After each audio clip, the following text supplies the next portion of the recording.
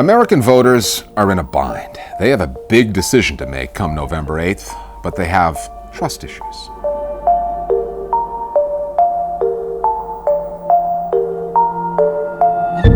Trust is defined as the firm belief in the reliability, truth, or ability of someone or something.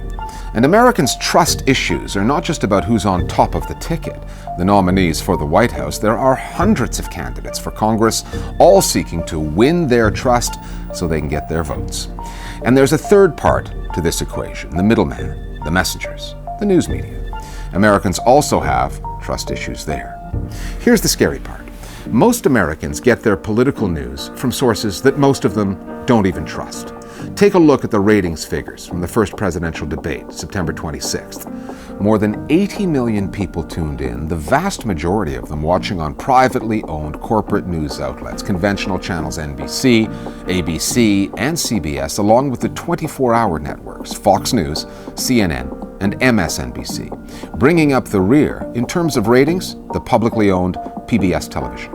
However, ask Americans, as the Pew Research Center did in 2014, which news networks they actually trust, and that list turns upside down. All 6 big corporate outlets are less trusted than PBS. It hasn't always been this way. For more than 40 years, Gallup polled Americans on whether they trust the media to report the news fully, accurately, and fairly. In 1976, 72% of respondents said yes, the highest figure that Gallup ever recorded. Today, 32% of Americans say they trust the media. That's an all-time low, just 32%. In short, Americans in search of news and information watch TV channels that relatively few of them trust.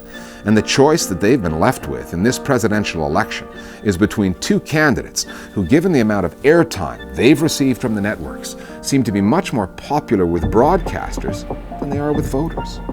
Look, elections are complicated enough when you can trust the people telling you the story. But if Americans can't trust their news media, where does that leave them between now and Election Day? It leaves them right here, online, in search of journalism that's a little different, a little less corporate perhaps, possibly less commercial, and maybe, just maybe, a little more trustworthy.